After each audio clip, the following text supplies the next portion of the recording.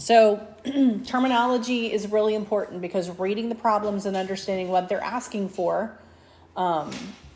is imperative, right? If you don't know the actual number crunching that you need to do.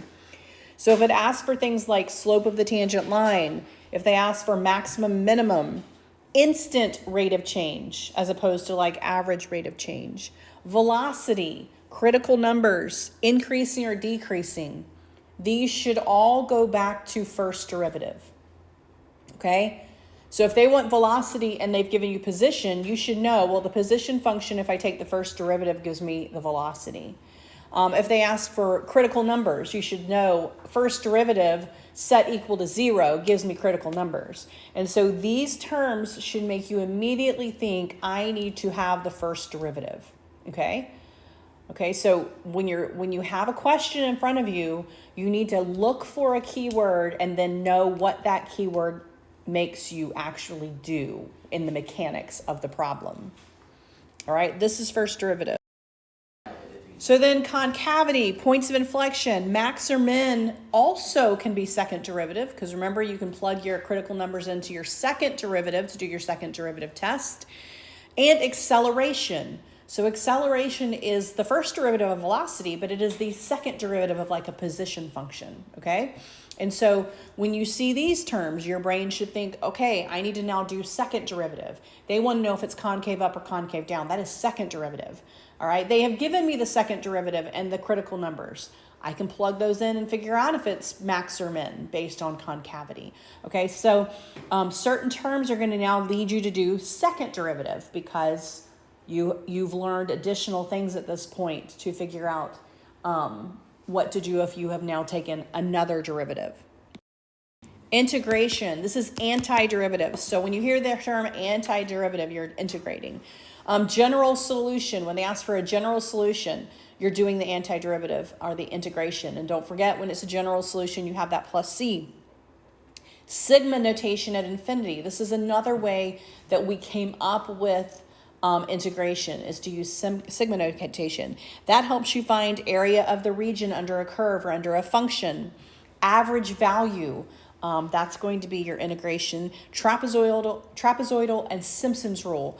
Those are your integration rules. You're going to have those in there. And remember, going backwards. So if you have acceleration, finding your velocity is antiderivative. Finding your position is antiderivative. Okay, so you can work forward with your derivatives. You can work backward with your antiderivatives. All right, so the first thing we did was limits. If you are given a graph and you are asked about the limit, you're just telling me the y value at that point, okay? A couple things about limits. First of all, they have to approach the same thing from left and right. So like this wants me to find the limit at negative pi over 2. Negative pi over 2 is the x value that they're giving you. So this is the x value right here. And you're going to find where on this graph you have the y value. Well, the y value here is negative 2.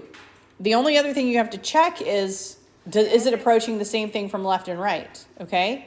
It doesn't actually matter what happens at that point. If it's a continuous graph, it's going to be the y value at the point. But if you look at this guy over here, this guy's not continuous, right? But they want me to look at negative 2. Well, negative 2, again, just like on the other one, negative 2 right here. You'll see it actually is discontinuous at negative 2. That does not matter. It is still approaching positive 4. Right? Both sides are still approaching positive 4 here. So this guy's going to be positive 4, even though at that point it's discontinuous. It doesn't matter. It matters that both sides of the graph going towards that point are approaching 4. So limit is 4. For this guy right here approaching 2, we have a problem because here at positive 2, it's approaching two different things from the left and the right, right? Now, if they ask for a left or right-handed limit, I would be okay. I could give them that. But they're asking for an overall limit. This is approaching two different things from the left and the right. This has no limit. Overall limit does not exist here. Okay, so when you're given a graph and asked for the limit, they're really just asking for the y value that it is approaching as your x value is getting to that point itself.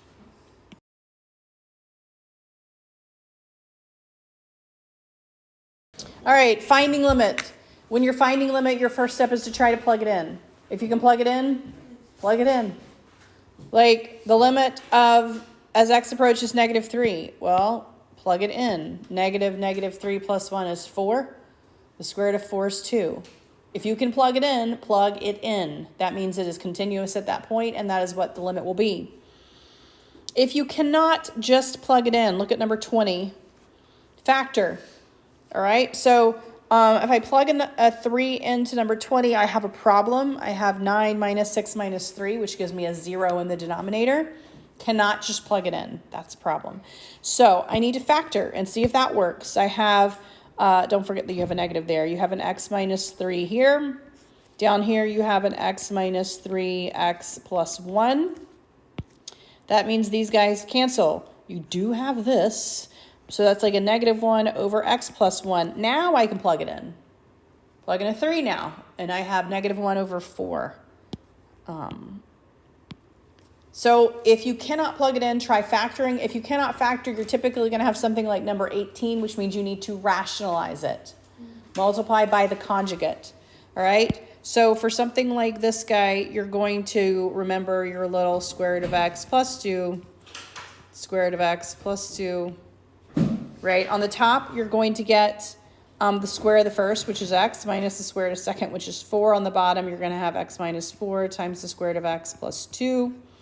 And now I can cancel. These guys cancel. I have 1 over, plug in a 4, square root of 4 plus 2. And you end up with positive 1/4 there. So plug it in. If that doesn't work, factor, rationalize, simplify it somehow, and then plug it in, and you can find your limit.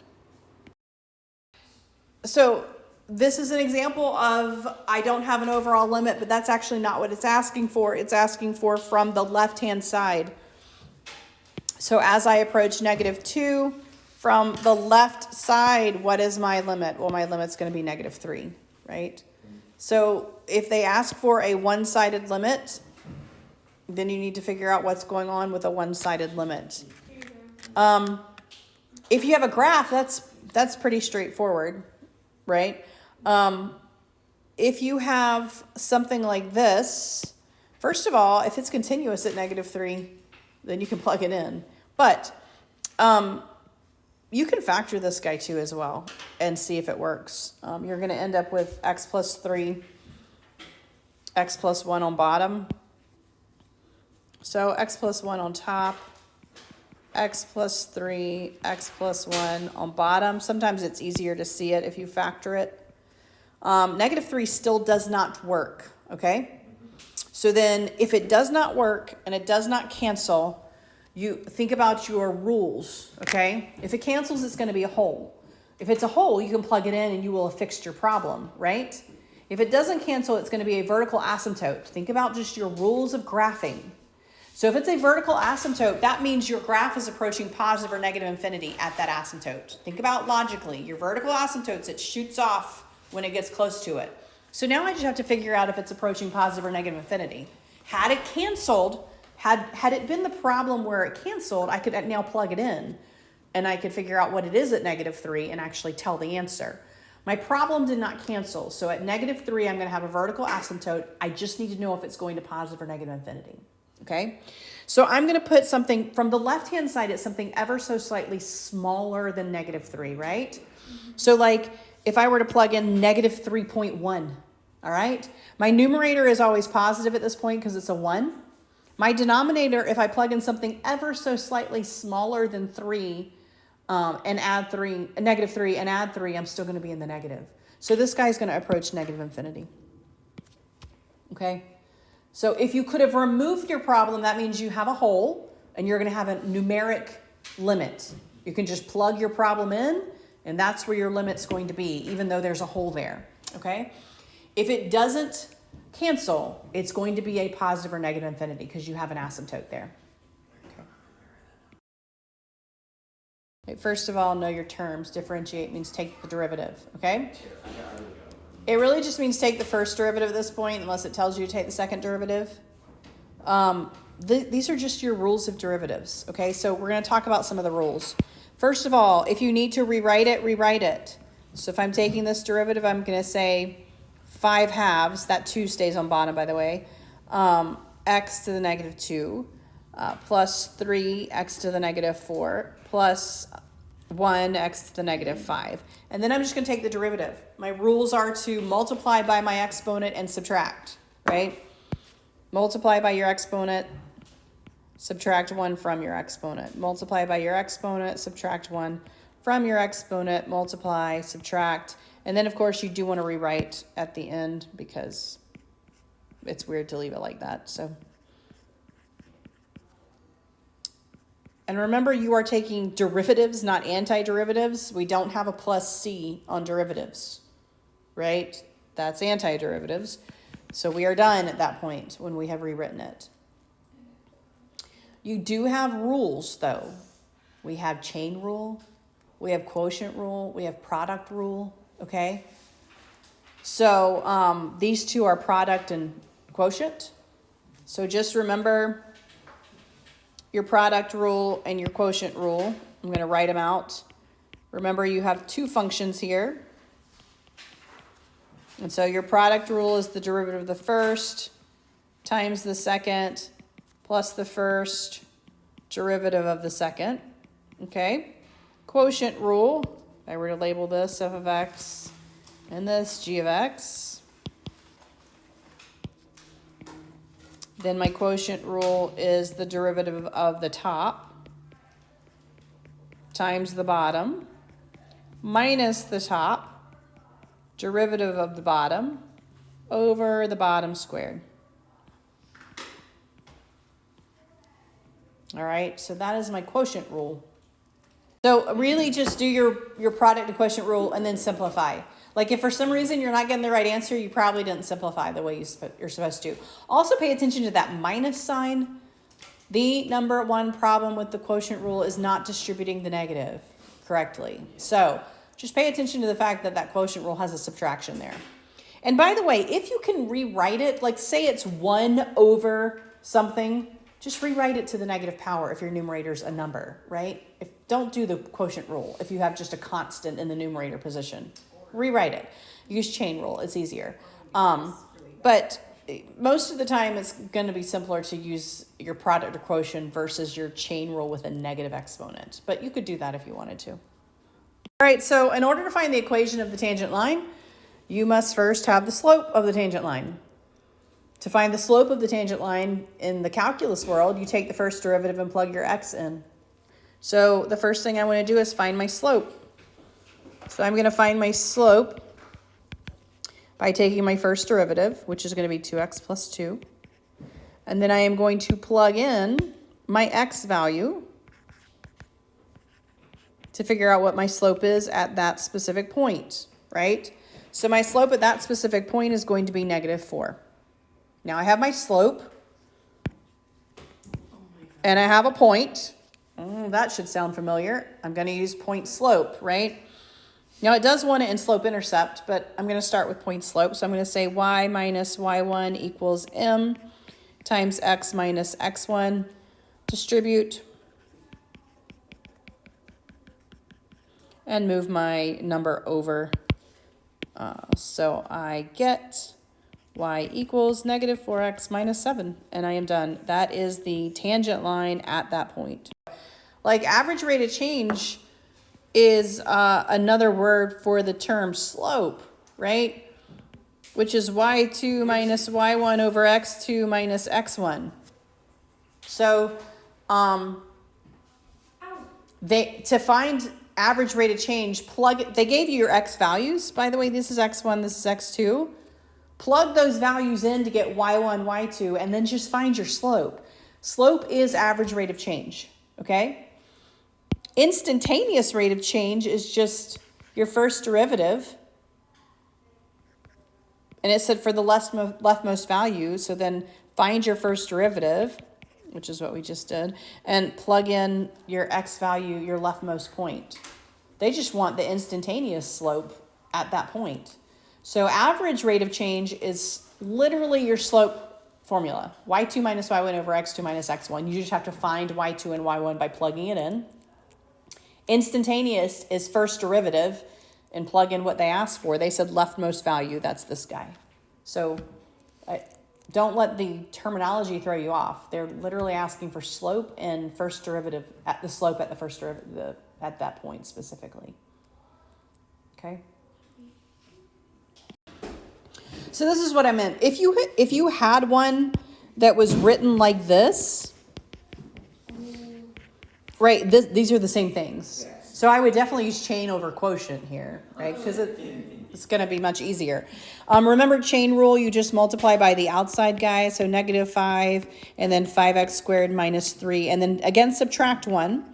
And then you also have to multiply by the derivative of what's inside. So we have 10x. And of course, simplify. So this and this multiply to give you -50x. And then because that's a negative, that's going to go on the bottom. Right. So easy enough. If you have a trig one, remember your trig functions. A couple of things I want to point out. First of all, if the exponent is like this, it is on this guy right here. Okay. If it had looked like this for some reason, that is on the trig function. So that's the same as cosecant of x quantity squared. Okay. So just be sure you know what you're looking at is what I'm saying. In this case, this is chain rule again, so I'm going to do the derivative of the outside. The derivative of cosecant, hopefully you know, is negative cosecant of that guy, cotangent of that guy. And then I do have to multiply that whole thing by the derivative of the inside, which is 8x. And then you can simplify, multiply that -1 and that 8x, -8x, cosecant of 4x, cotangent of 4x.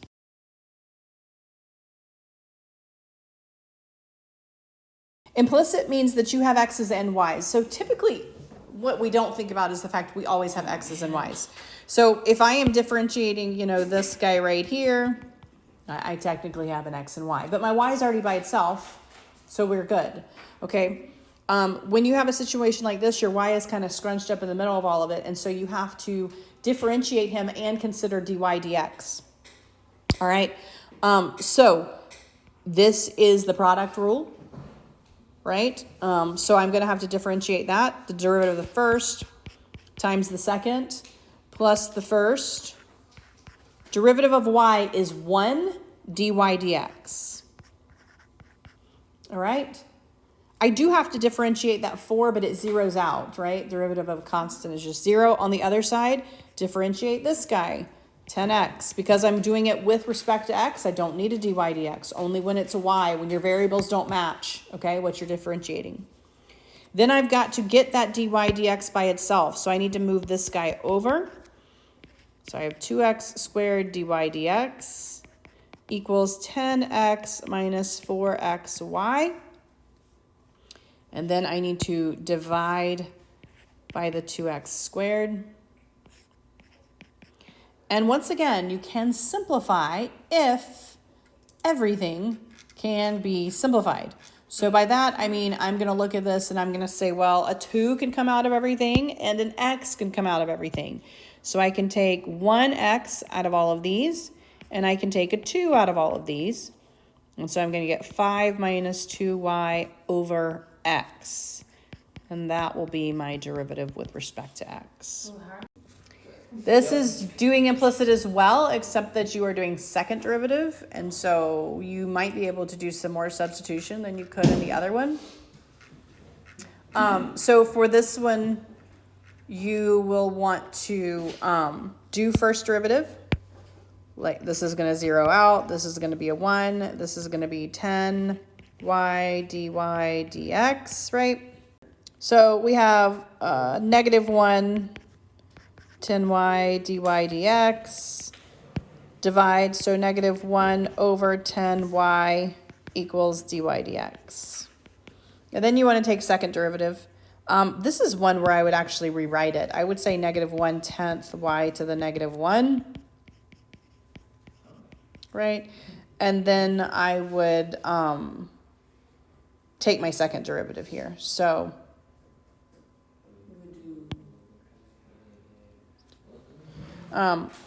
multiply by your -1 and then subtract 1.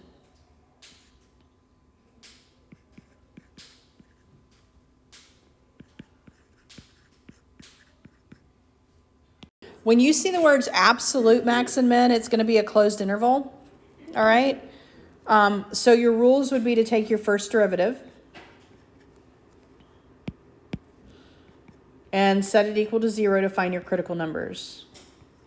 Okay. And then for absolute, you are going to plug in your endpoints and your critical numbers that are in your interval. Okay? And you plug them into your original equation. Not into your derivative. You plug them into your original equation. All right? Your highest y value is your absolute max. And your lowest is your absolute min. All right? So absolute means that it must be closed off. Because think about it. If it goes on to infinity on either side of the graph and it's not closed, you can't have an absolute. You can have a relative. But absolute means that there's nothing higher. Well, that has to be a closed interval on an infinite graph, okay? So, first derivative, set it equal to 0 to find your critical numbers. And then plug in your endpoints and your critical numbers into your original equation to find your highest and your lowest y value. And those are your absolute max and mins. Rolle's theorem says that if you start and end at the same y, then you have to have a 0 in between, okay? So if you start and end at the same y value, then somewhere in between you had to turn, okay? So for Rolle's theorem, you need to make sure that your y1 equals your y2, all right?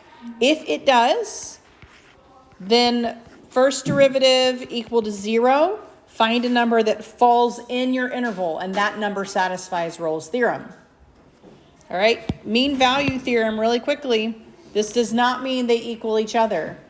This means find your mean value. What was your mean value? Your mean value is your slope. Okay? Find your slope. Your y2 minus y1 equals x2 minus x1, just like you did for average value. And then take your first derivative and set it equal to your slope. And if it falls in this, that satisfies mean value. So the mechanics of doing this is really what we're going to go through. When you see the words increasing and decreasing, you should think first derivative, okay? So increasing and decreasing, first derivative. So get your first derivative and set it equal to 0 to find your critical numbers. Okay? Once you remember, critical numbers are where it equals 0 or where it's undefined. Okay, so critical numbers where it equals 0, where it's undefined. Okay, then you are going to set up intervals from negative infinity to your critical numbers that you found, and you're just going to do this until you work your way up to positive infinity. Okay, and then you are going to test points. When you test points, you put them back into the first derivative, okay? So test points in your first derivative, okay? Test your points in your first derivative. It cannot be a critical point. You already know what a critical point gives you. It gives you a 0 or undefined. Pick a point within the interval and plug it into your first derivative. If that is positive, then that is increasing. If it is negative, it is decreasing.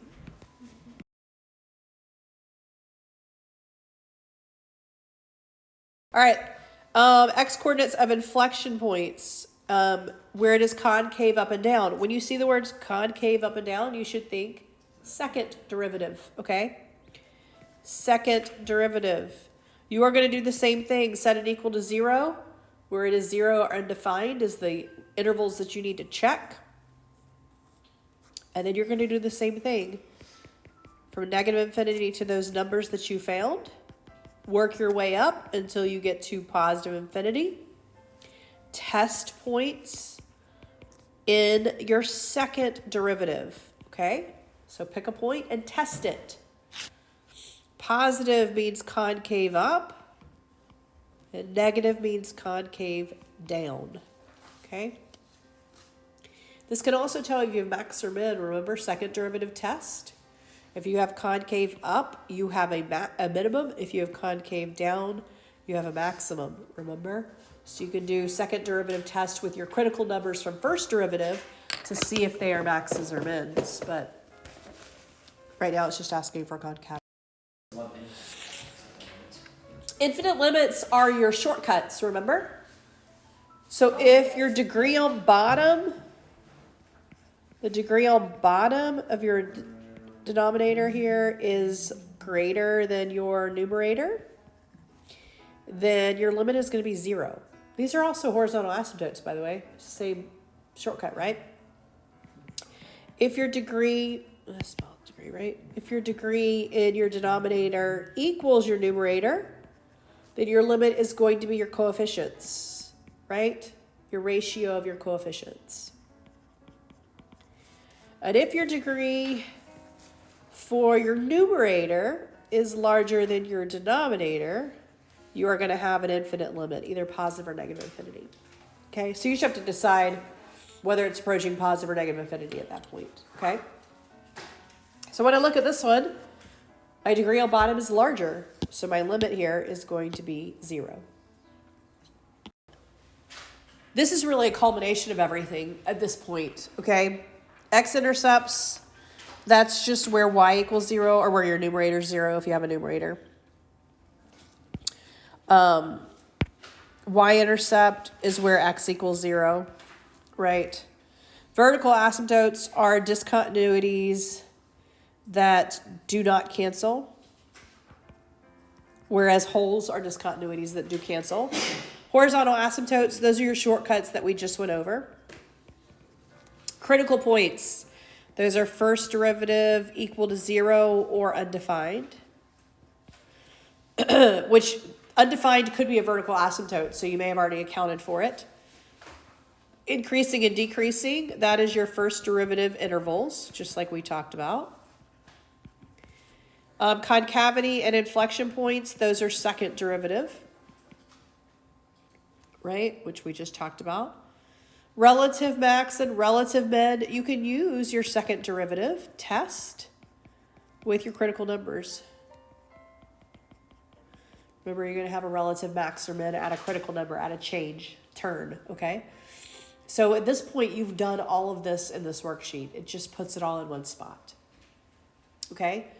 So if it says, give me the increasing and decreasing intervals, first derivative, you've already done it.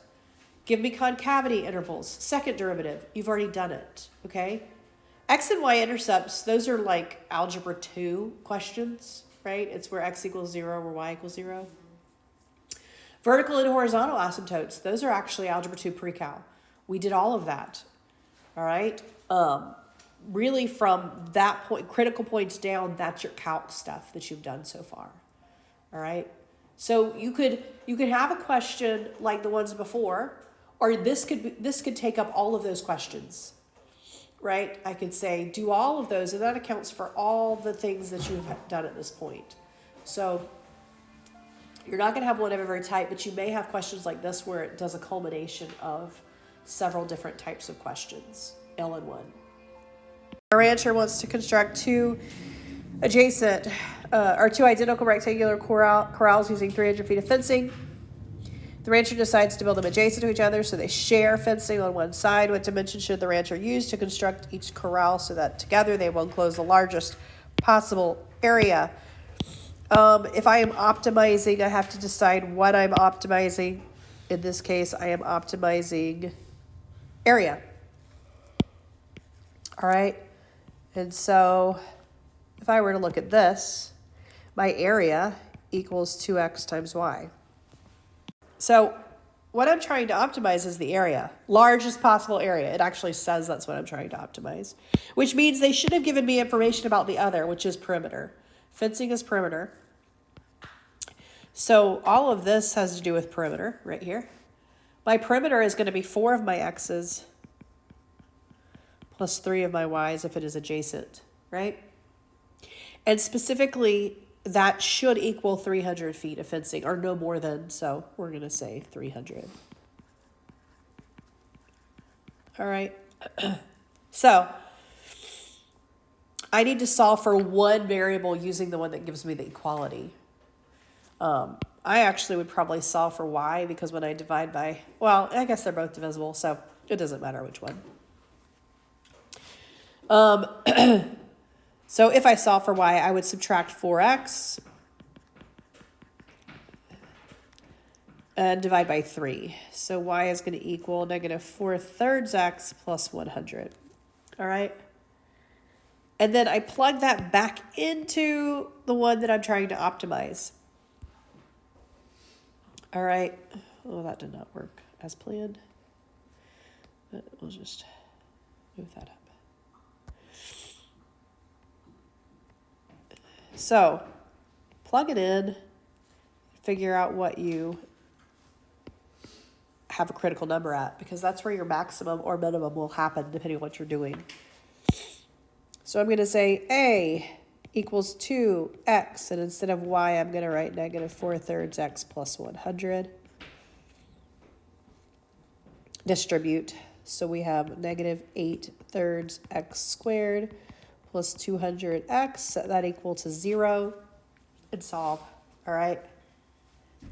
It's not going to be a pretty number. I think it's like 75/2. And then you can plug it in and solve for the other guy. Often you'll get one positive and one negative. Use your logic skills. I'm looking for dimensions. So if you get a negative, you automatically know that's not the right critical number. Plug in the other one and get your dimensions. So figure out which one you're trying to optimize, set that aside. Figure out the one they gave you the information for, solve for one variable, plug that into the one you're trying to optimize, and take your derivative. Okay? So once you solve for the one that equals 0. Actually, take the derivative. There we go. And set that equal to 0.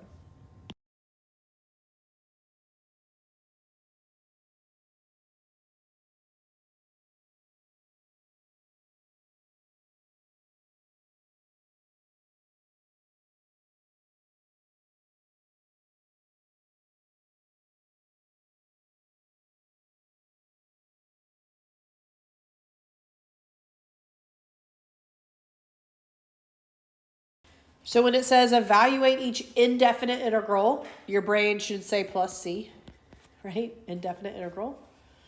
And then you're literally just adding one to your exponent and dividing. So add 1, your new exponent is 3, divide by 3, that's negative 2. Add 1, your new exponent is 2, divide by 2, that's 3. Add 1, your new exponent is negative 2, divide by negative 2, that's plus 1. And of course I would rewrite this guy. So my final answer would look like this. Easy enough. You do need to know your trig functions. So if you have secant squared, the antiderivative of secant squared is tangent. But that's just given. So make sure you use your coefficient, negative 2 tangent of x plus c. All right, so these are simple. Evaluate indefinite integrals, integrate. Use your terms here to know what it's asking for. Indefinite means you're going to have a plus c. Okay, plus c. If it says initial condition, I failed to put that on there, so you may want to write that on there by that guy. Initial condition just means you should be able to solve for c, just like on your test, right? When it gave you an initial condition, you should be able to solve for c. So you're going to say new exponent plus 1, so that's 5, divide by 5. New exponent, that's 4, divide by 1, plus c, right? That is my antiderivative, but then it gave me something I can actually solve. So I'm going to plug in a negative 1, and that should equal 1, right? Because it told me what happens when I plug a negative 1 into my antiderivative. I should get a 1, and that helps me solve for c. In all these? So 2 times negative 1 is negative 2. Minus 1 plus c equals 1. Negative 3 plus c equals 1. C should equal 4. So when you have an initial condition, you don't leave the C there. You go back and you say, okay, it actually looks like this. Okay. When you have an initial condition, you can solve for C. You don't leave it as C. On this one, I gave you an N. So on this one, you would plug in your summations. Remember, your squared is n plus 1, 2n plus 1 over 6, right? If it's a constant, then it's just an n. So you can do all of these.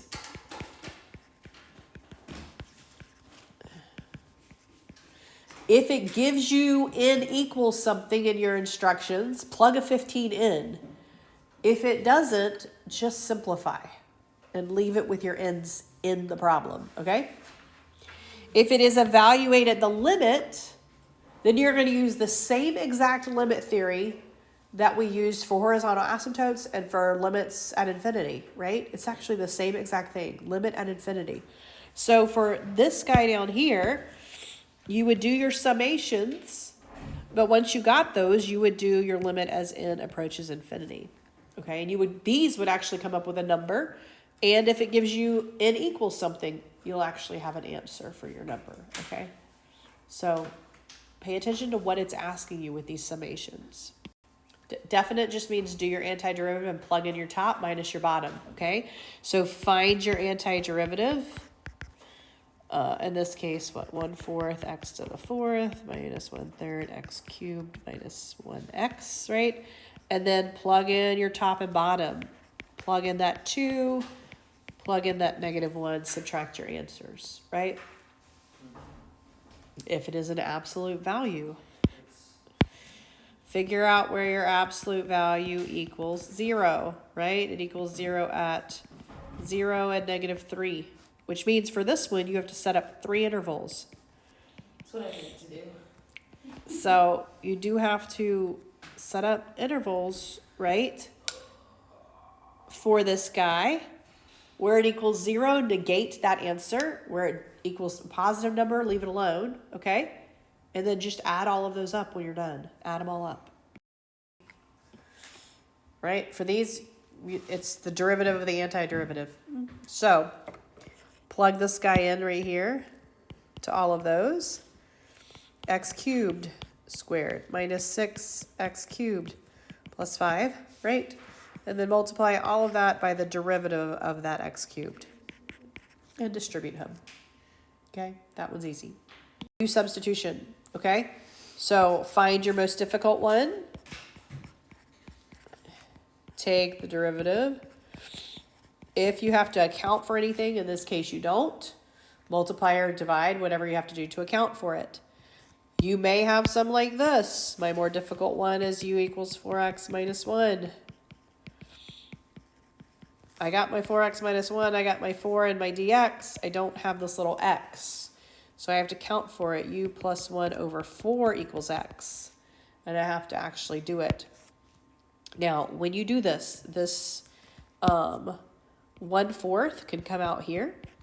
All right. You have u plus 1, that's your x. And you have u to the 1/2 du. That takes care of your 4 and your radical. Okay, here's where we have a problem. Then distribute this guy through. So u to the 3/2 plus u to the 1/2 du. And now you can do that integration a lot easier. Add 1, divide by your new one. Okay, and then at the end, just plug your u back in for whatever you set it up to be. This is the same, except remember you can do it a couple ways. You can set up your u. We need that negative. All right. And then you can actually change your top and bottom by plugging in that 0 and 1, and you don't have to go back and plug your u back in. So I can now set this up. This is going to be u squared. And instead of using 0 and 1, I can plug 0 and 1 in here. 0 plugged in would be -2, 1 plugged in would be -1, and then I don't have to put my substitution back in. I can just do the basic u to the 3rd times 1/3 and plug in -1 and -2. And I don't have to worry about going back and doing x cubed minus 2 in there. So remember, trapezoid is b minus a over 2n. And then you're going to do your f of your first one, 2 times your next one, so on and so forth until you get to your last one. All right. If it's Simpson's rule, the only difference is you're going to do 3n here, and this is going to alternate between 4 and 2's, right?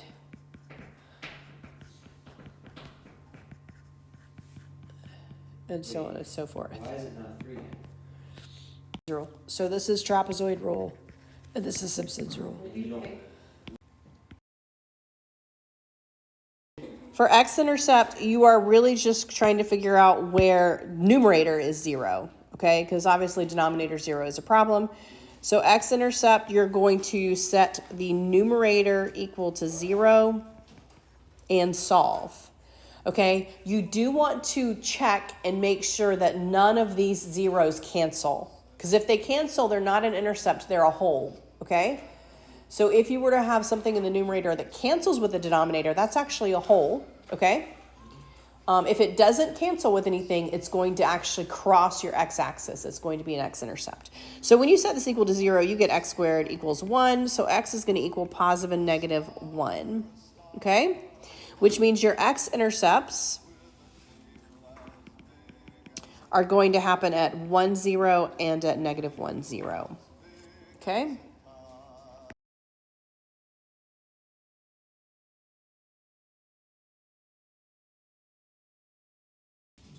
Y-intercept. Y-intercept happens when you plug in a 0 for x. But you'll notice that if you do that, we have a problem.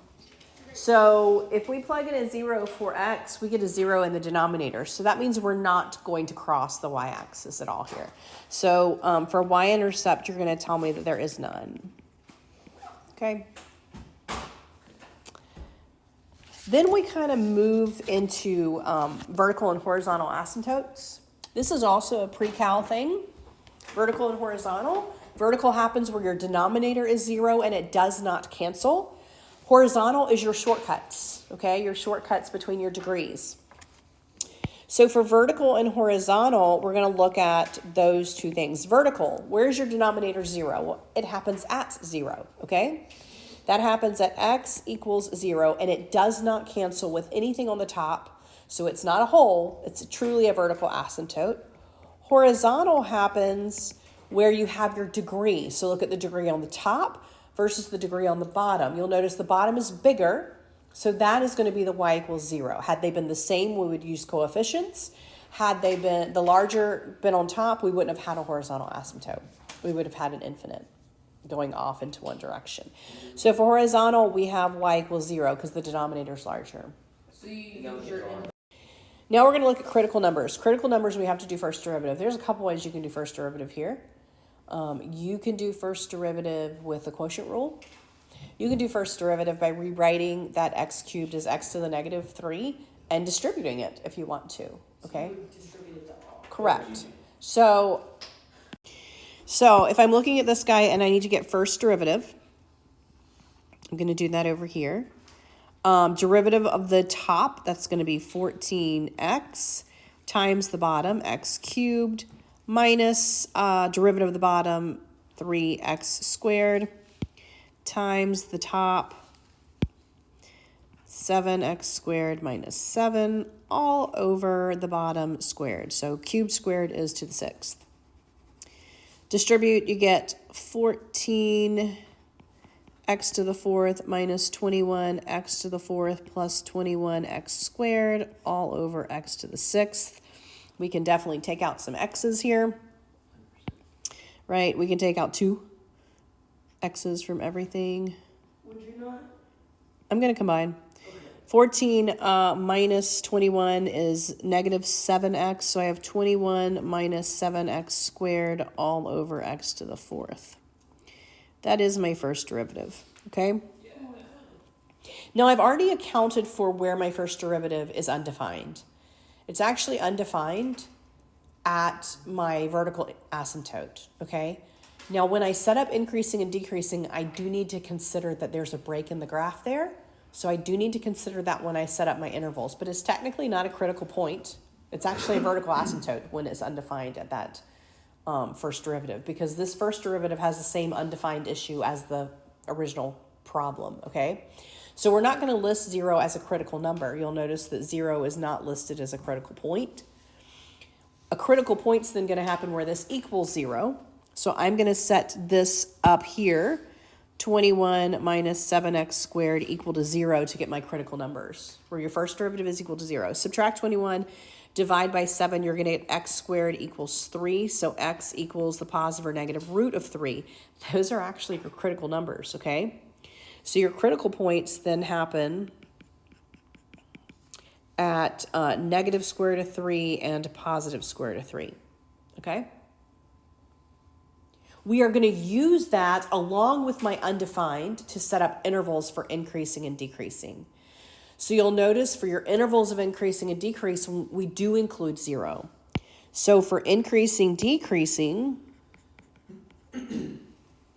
I am going to set up intervals from negative infinity to my lowest. Then I'm going to walk up to my highest, okay? And I need to figure out what happens with these. From negative infinity, and I'm going to plug those in, remember, to my first derivative. So I'm going to use this guy right here. If I were to take something from negative infinity to negative square root of 3, negative square root of 3 being somewhere between negative 2 and negative 1, right? If I chose negative 2, I'm going to look up here and say what would happen if I plugged in a negative 2. Well, I would get 21 minus something larger than that, right? Over what's always going to be positive, okay? So from negative infinity to negative square root of 3, I will get a negative, which means it is decreasing, okay? If I go from negative 3 to 0, let's say negative 1, all right? Then I plug in a negative 1, I'm going to get a positive on top and a positive on bottom. Bottom will always be positive. So this guy's going to be positive, which means he's increasing. So, are we?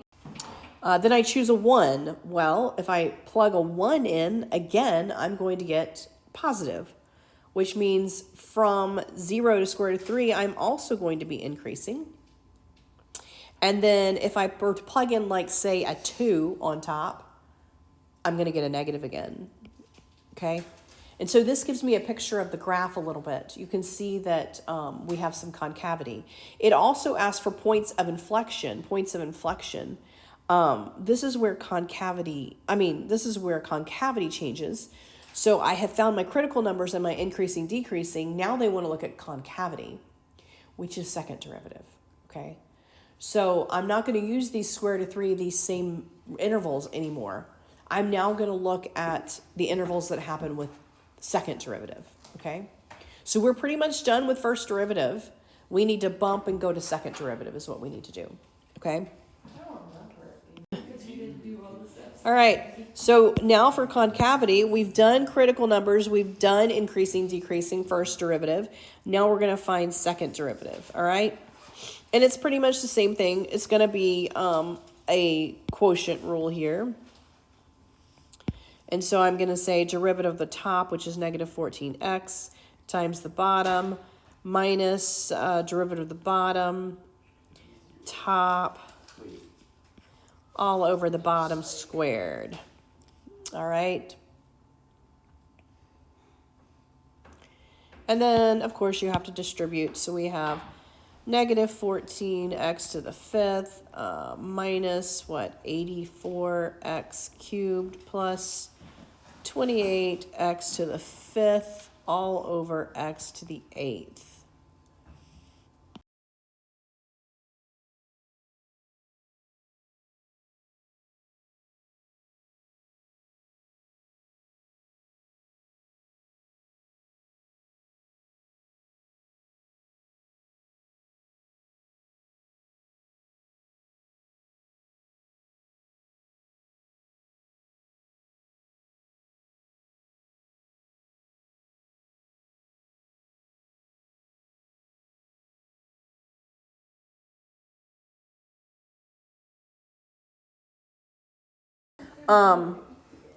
This is your second derivative. So again, your 0 is already a vertical asymptote. So we're going to have to consider that when we set up our intervals, but not when we, not as actual points of concavity. It's not going to be a point of concavity. All right, so we already know we're going to use 0 when we set up our intervals, but we need to figure out what else we're going to do. So we set that top equal to 0, and you end up with x squared equals 6. So x is going to be positive or negative square root of 6. So those are the intervals we're going to use for concavity.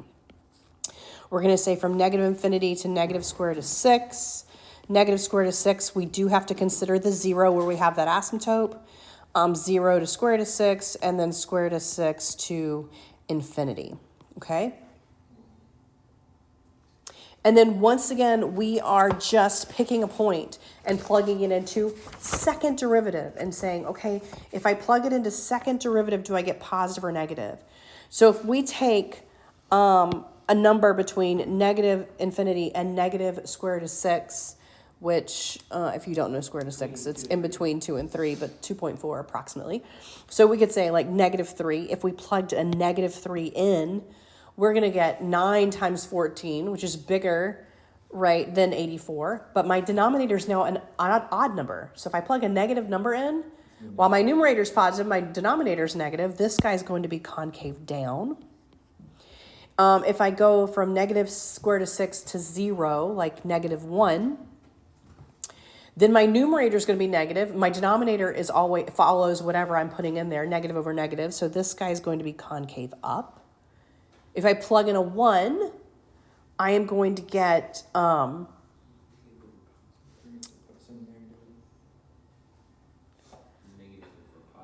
negative over a positive. But this is from 0 to square root of 6.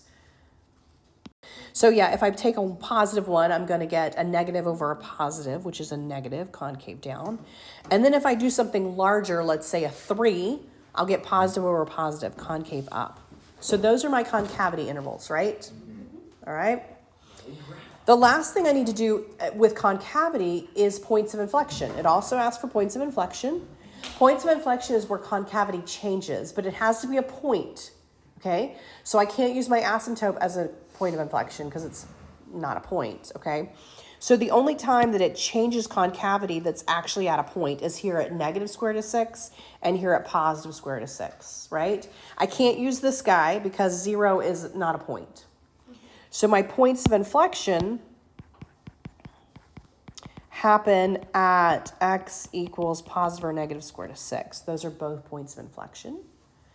And then it wants relative max and mins. Well, relative max and mins will happen at critical numbers. I already have my second derivative. So the easiest thing to do here is second derivative test. So I'm going to go back. So for my relative max and min,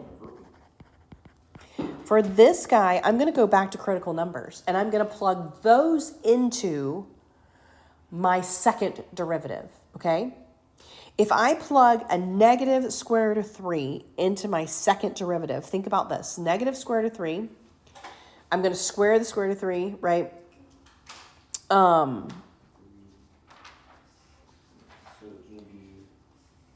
If I plug that in, I'm going to get 14 times 3 minus... No, because if you square a negative, it's going to be positive anyway. So my numerator is going to be positive, but my denominator and my second derivative is to the 5th power, and I'm plugging in a negative number. So, how is it positive? So this guy is going to be, so if I plug in a negative square root of 3, I'm going to get like a 42 minus an 84. I'm going to get negative on top, right? And then bottom's always going to be negative, right? Negative over negative. So this is actually going to give me a positive, which means it's concave up, right? Bowl sitting up. But that means it's a minimum, right? If I have concave up, then the point at the bottom of the bowl is a minimum. All right, so a minimum happens at negative square root of 3. All right, if I plug in a positive square root of 3, I'm actually going to get the same number on top because I squared it, right? So it's still going to be a negative on top. But now it's going to be a positive on bottom, all right? So at positive square root of 3, I get a negative, which means it's concave down. But now I have an upside down bowl. I have a point at the top of the bowl, which means I have a max. So my max happens at square root of 3, okay? Does everybody understand? Now we're going to graph. So we're going to graph. We're going to look at our intercepts. Go back up to your intercepts. I have x-intercepts at +1 and -1.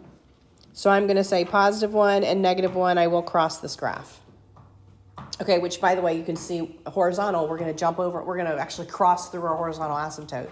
It does not mean it's undefined there. It's just telling you what's happening at the end of your graph. If you have a horizontal, it's going to go to an infinity at the ends, okay? So, the next thing I'm going to graph are my asymptotes. I am going to graph those with dashed lines because they're not actually part of my graph. Right, it's not part of your graph.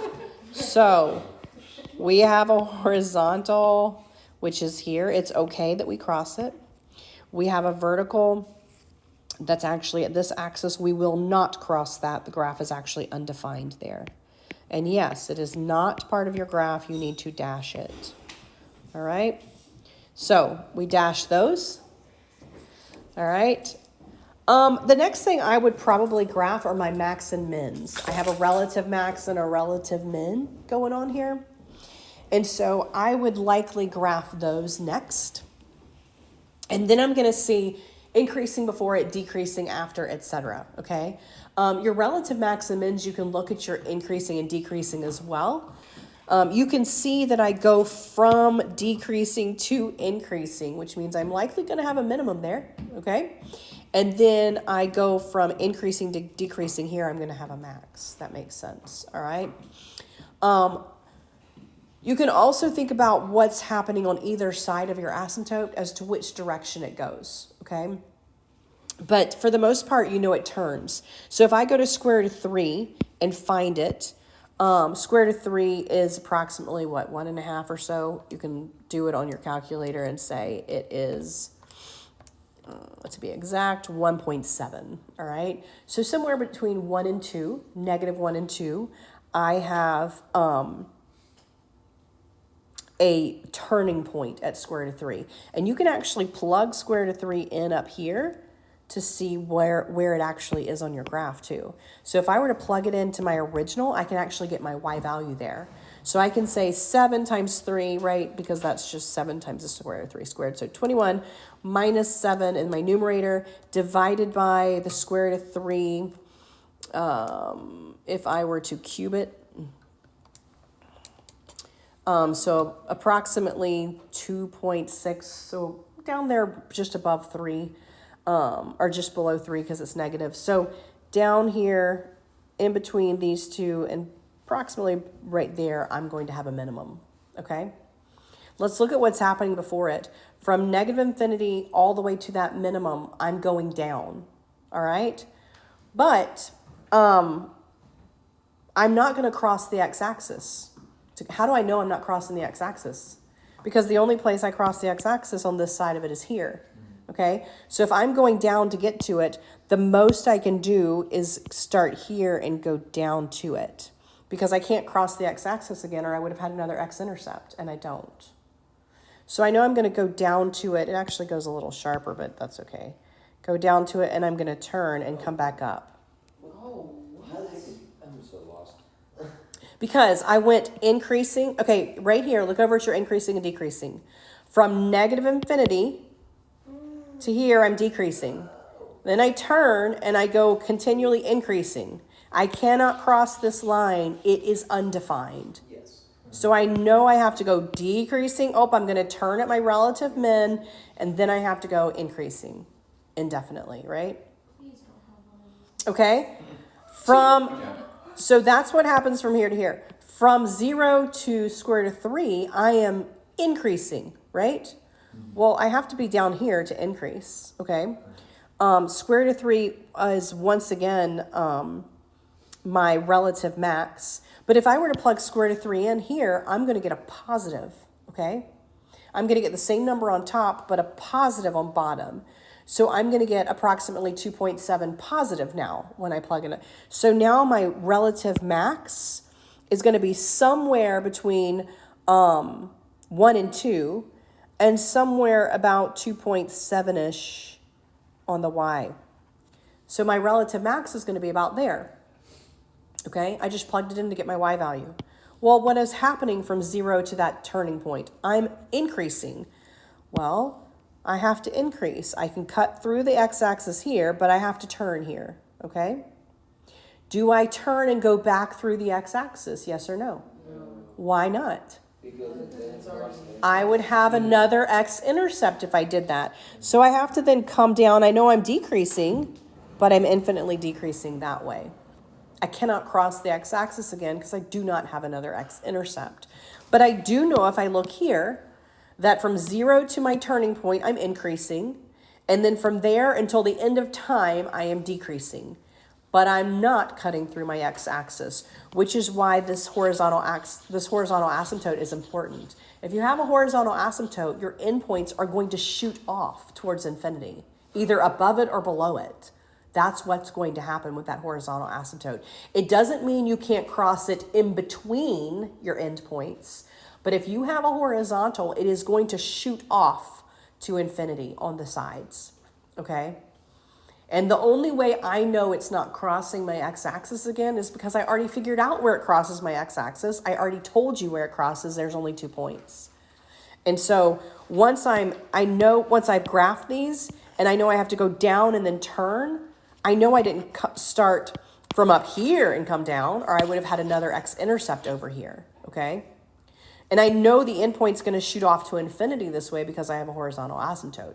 So I had to come down, I had to turn, and then I shot all the way up here because I cannot cross this vertical. I know I'm increasing on this side. I know I cross the x-axis. I know I have a relative max, which means I have to turn. It's a relative max. And then I know I'm continually decreasing, but I cannot cross this again because I don't have another x-intercept, okay? So here's the thing. What all functions did you do? Well, you did pre-calculus functions, x and y-intercept, pre-calculus things, vertical and horizontal asymptotes. You did first derivative. I now know you can take first derivative. I now know you can find critical numbers. And you can find points of increase or intervals of increasing and decreasing. You also could find second derivative. You could find concavity, and you could find points of inflection based on that concavity. You can either use increasing and decreasing to decide if you have a relative max or min. It went down and up, relative min. It went up and down, relative max. Or you can plug it into your second derivative and figure out that it's concave up, min, concave down, max. So there's a couple ways to figure out that relative max or min. You can look and see what the graph is doing before and after it, or you can use second derivative, okay? But use your logic skills with the rest of it. You can't cross an axis if you already told me where you cross it. I couldn't cross over the y-axis because you told me I didn't have any y-intercepts. So it's not logical for you to cross the y-axis. You could not cross the x-axis more than the 2 points that you told me you could cross it, okay? And so you have to think about when you're sketching, well, it says I'm decreasing, but I certainly can't start above the x-axis and decrease, or I'm going to have to cross through it, okay? So, and there's only 2 points where I do that. So you have just done basic first, second derivative, increasing, decreasing intervals, concavity intervals. The sketching of the graph is probably what's blowing your mind, but that's not the most of this question. Most of this question are the mechanics of it.